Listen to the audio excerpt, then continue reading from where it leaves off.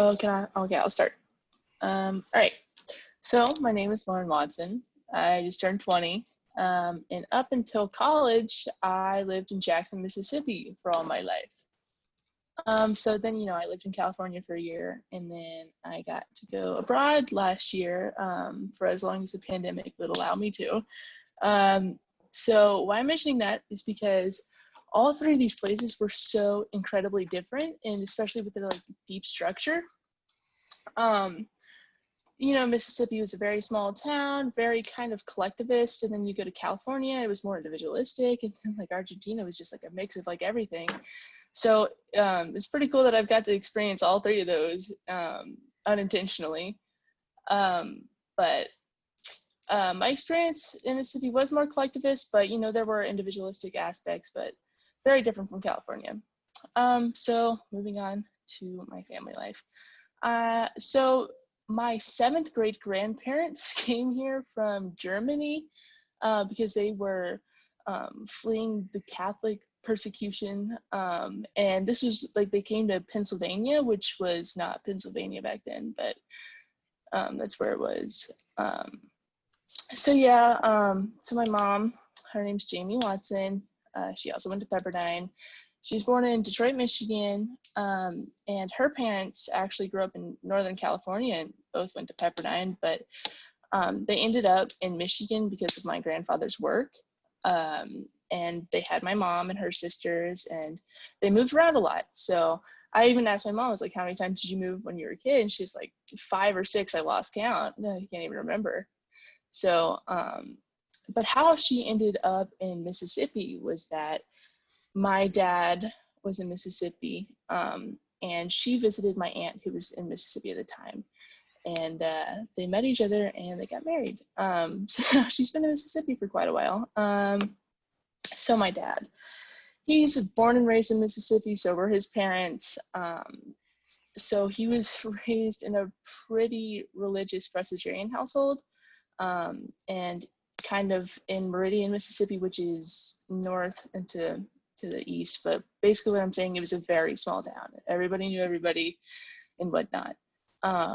So he places a lot of importance on religion and being Presbyterian. And what was really cool about this is that my grandfather, they moved my dad to Jackson, right? And they joined this church called Covenant Presbyterian. Now, this church is important because my grandfather went there, then my dad went there, and then my dad and my grandfather took us there, me and my sisters. So I was raised in this church, my dad was raised in this church, and we were very much a big part of it until about 2016 when my grandfather passed, and it got to the point where it was really hard for my dad to go back to church because he was just really sad. And we couldn't get him to go, so we started going to this Church of Christ church nearby, which is important because my mom was raised Church of Christ. So ever since then, we've been going there. And church for me and my dad growing up was kind of like an outing for us to do. So he went as far as to volunteer to be my Sunday school teacher.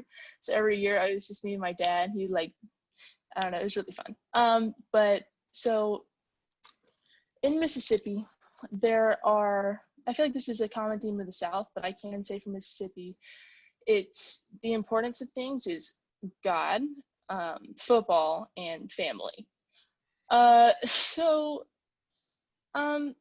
second most important thing, we just talked about religion, would be football, but for my family, it was more of soccer. So me and my sisters, we all grew up playing soccer six times a week, which is insane. But it was a really big part of our life. And sometimes that conflicted with church.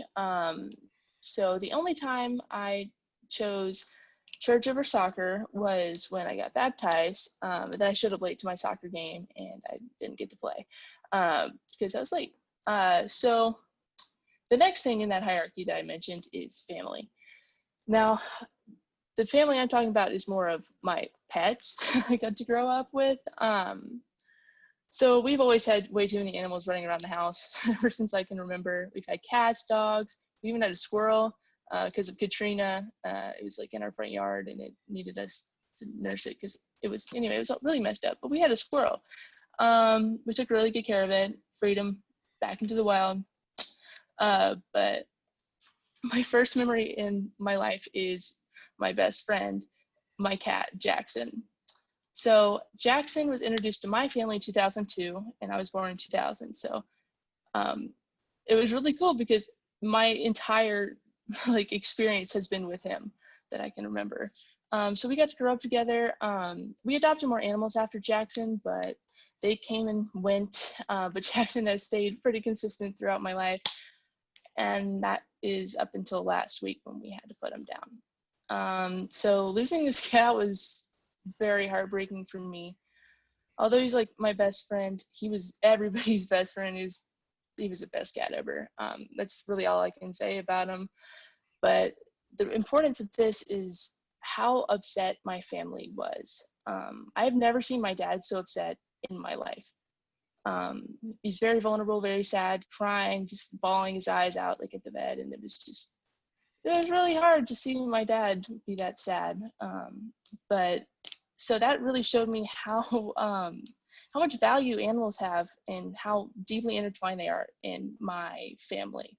So ever since he's been gone, the dynamic has been off and whatnot. So it even got to the point where my mom would, call me down to do the dishes, and she would say literally anyone else's name other than mine. So she would say my sister's name. She'd even say Jackson. She would say like Chip, which is my dog.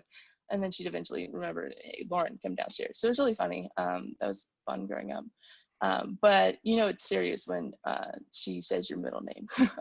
So our book mentions how culture is designed to teach people and shape them and introduce them to that certain perspective on the world around them. And for Mississippi, that culture showed me many things. But the main thing I have to take away is contradictory to the overall culture of Mississippi. Although culture was a big influence on my self-concept, my parents had more of an effect on me than my culture, just around me. So after all, if the families carried most of the essential information for me, that was my parents.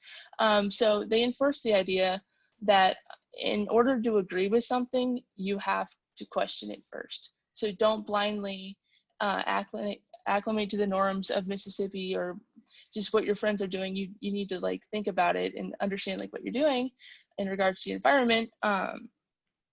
But what there is to deduct from this is everything I've learned, come to believe, the things that I have been able to experience all in my life are due in part to my family, mainly, and my culture. So one experience I had growing up in Mississippi was in 6th grade. I really wanted to be a part of the football team, but I'm from Mississippi. The coach looked me dead in the eye and said, "Girls are not football players. Girls belong on the sidelines cheering on the football players." So I was not able to try out for the football team, which is, to say the least, upsetting for me. I felt left out. All my friends, who were mainly boys, were on the team. But what really upset me was that it was something that I couldn't change about myself that restricted me from doing what I wanted or what I loved. And I wasn't even given a chance, just based off that. If I had to describe the overall culture of Mississippi, I'd say Mississippi's a place where you are polite. You say, "Yes, ma'am," "No, sir." A place where it is common courtesy to hold the door open for people. A place where football is not for girls. A place where it's normal to see a Confederate flag in someone's yard. A place where nearly every store is closed on Sunday. A place where "bless your heart" is not an endearing term. And a place where you will see active elements of white supremacy, male superiority, and racism all normalized into the culture.